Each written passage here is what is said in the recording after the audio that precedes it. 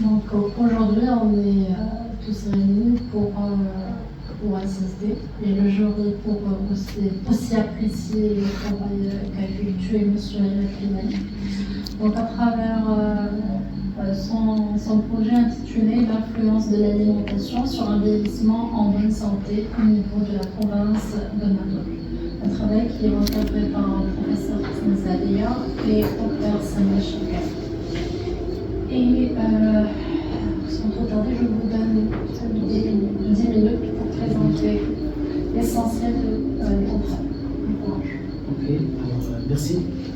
Donc, premièrement, je me présente, je suis Abdel étudiant en master spécialisé en pratique avancée en santé au sein de l'Institut supérieur de sciences de santé de Stade.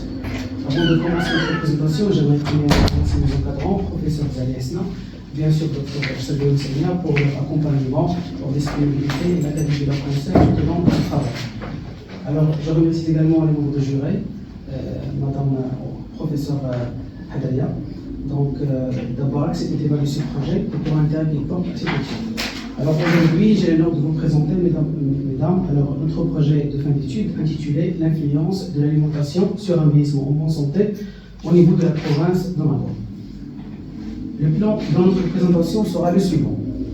Nous commencerons tout d'abord par une introduction générale, les objectifs de l'étude, puis la méthodologie adoptée. Ensuite, nous passerons aux principaux résultats accompagnés de leur discussion et nous terminerons avec les forces et limites de l'étude, une conclusion générale et quelques perspectives.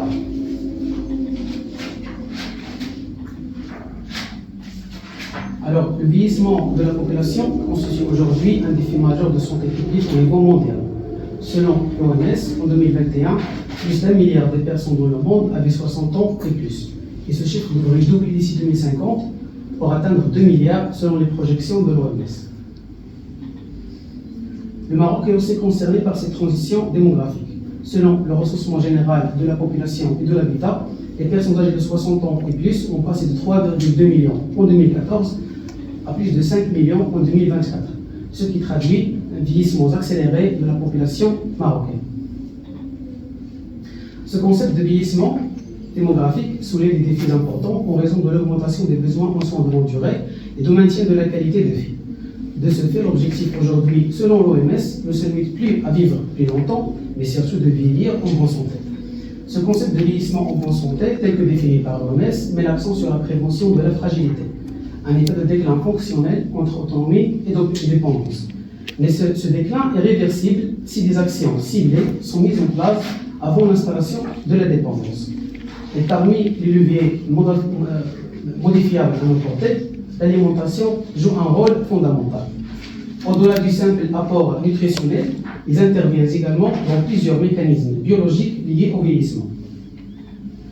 Pourtant, peu d'études au Maroc, et notamment dans la province d'Anador, ont exploré ce lien entre habitudes alimentaires et vieillissement en bonne santé.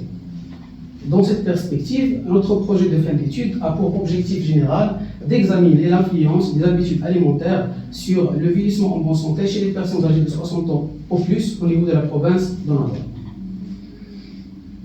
Alors, concernant la méthodologie, il s'agit d'une étude transversale, multicentrique, descriptive et analytique, réalisée entre mars et juin 2025 auprès des personnes âgées de 60 ans ou plus au niveau de 5 structures de santé, 4 centres de santé urbains et ruraux et un centre social pour les personnes âgées au niveau de la province de Nador. L'échantillon comprend 187 personnes âgées de 60 ans ou plus fréquentant les lieux d'études pendant la période collecte examen. On était inclus les personnes capables de répondre et ayant donné leur consentement éclairé. Et pour les personnes qui présentent des troubles cognitifs majeurs ou bien un état de santé aigu, on était exclus de l'étude. Les données ont été recueillies à travers un questionnaire structuré en 6 sections, couvrant les données socio-démographiques et socio-économiques, le mode de vie, la qualité de vie liée à la santé mesurée à travers l'échelle Hochul-Old de l'OMS.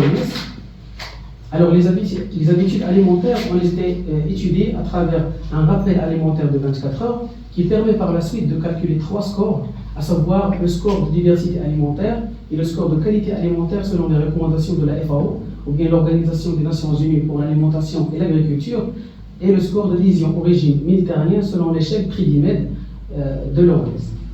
Ainsi, on a évalué l'état de fragilité physique chez nos participants à travers les 5 critères de phénotype de l'île d'Afrique.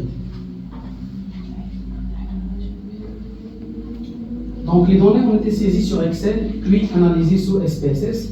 Ainsi, les principes éthiques ont été assurés: consentement oral, respect de l'anonymat, confidentialité et droit des participants de se retirer à tout moment de l'étude.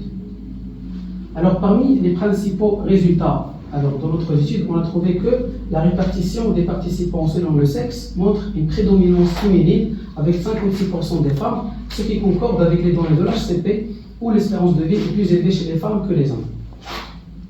Ainsi, la majorité des participants, soit 73%, appartiennent à la tranche d'âge 60 à 69 ans. Ces résultats sont similaires à celles de l'enquête nationale sur la population et la santé familiale.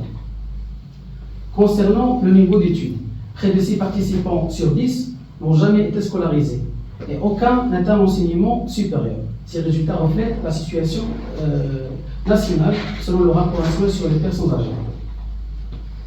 Côté revenus, on a trouvé que 40% des participants n'ont jamais exercé d'emploi rémunéré et environ 68% vivent avec moins de 3 000 dirhams par mois.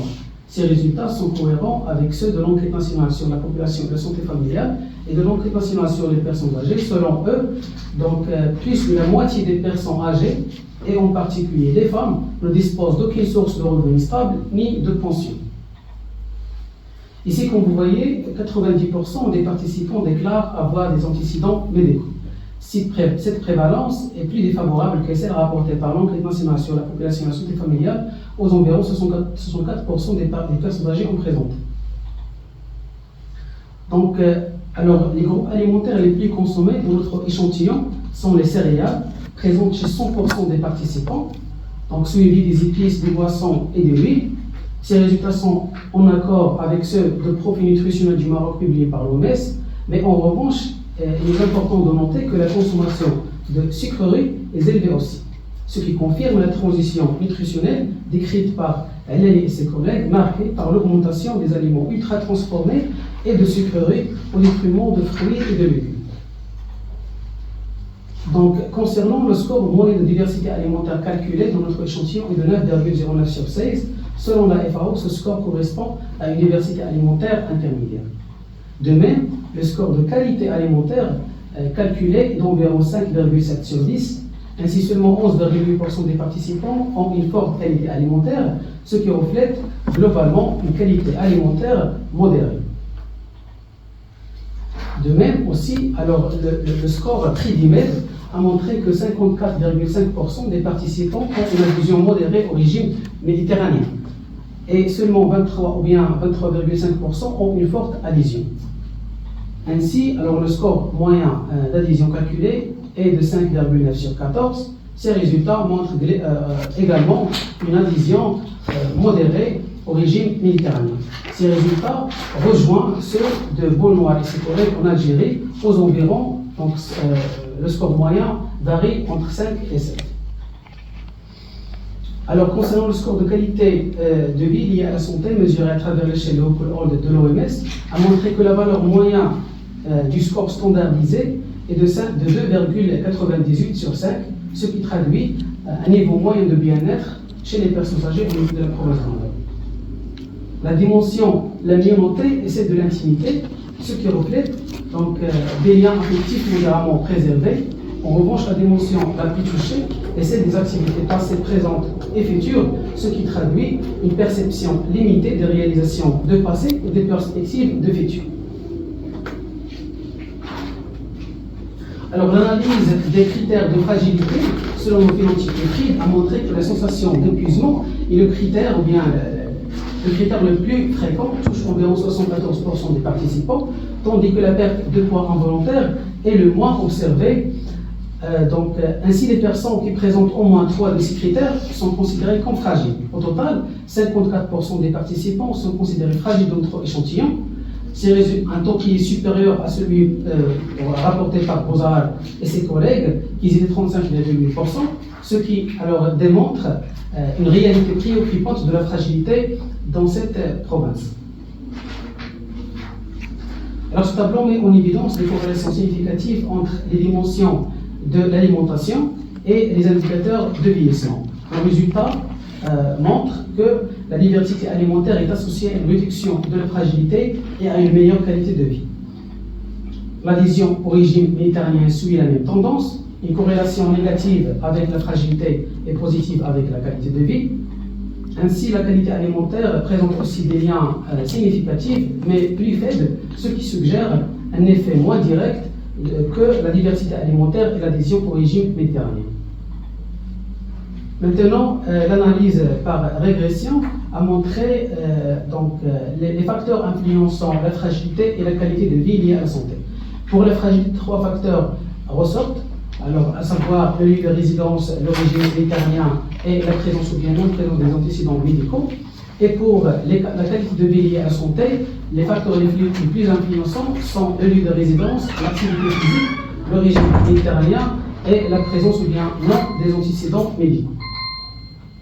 Ces résultats sont en accord avec plusieurs études dans la littérature, par exemple Wang et ses collègues, qui ont montré que la diversité alimentaire est associée à une meilleure état de santé global et à une réduction de la fragilité. Ainsi, l'étude de Tanasi a montré que l'adhésion au régime méditerranéen est liée à une réduction de fragilité et à un maintien des fonctions physiques. Maintenant, comme toute étude, la nôtre présente à la fois des limites et des points forts. Parmi les limites, l'échantillon n'était pas aléatoire, ce qui peut affecter la représentativité. Ainsi, les données nutritionnelles ont été s'appuyer sur un seul rappel alimentaire de 24 heures, ce qui ne reflète pas forcément les habitudes alimentaires habituelles. Ainsi, quelques questions sensibles, comme par exemple la consommation d'alcool, ont pu être influencées par le contexte socio-culturel. Également, l'absence des mesures biologiques, comme les bilans nutritionnels, alors limite la profondeur de l'étude. Malgré ces limites, alors cette étude montre aussi plusieurs points forts. Alors elle aborde également un sujet peu exploré au niveau local et s'appuie sur des outils validés à l'échelle internationale, comme l'échelle des Cohort, l'échelle Pridimed et le score de Fried. Et elle offre une évaluation multidimensionnelle de l'alimentation à travers 3 scores, le score de qualité, le score de diversité alimentaire et le score d'adhésion au régime méditerranéen, ainsi qu'une évaluation aussi multidimensionnelle de vieillissement à travers 2 indicateurs, à savoir la fragilité et la qualité de vie liée à la santé. Et pour conclure, notre étude a confirmé que l'alimentation est un levier essentiel pour bien vieillir. Plus il est de qualité et diversifié, plus les personnes âgées conservent une meilleure état de santé global et sont moins fragiles. Ainsi, l'adhésion au régime méditerranéen semble alors clairement associée à un bon état de santé chez les aînés. Alors ces résultats soulignent l'importance d'intégrer la nutrition dans les soins gériatriques dans une approche globale de vieillissement en bonne santé. Et voilà, merci pour votre attention.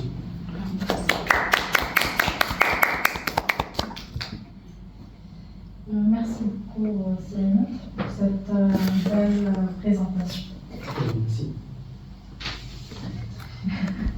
Bon, il paraît que je suis la seule examinatrice.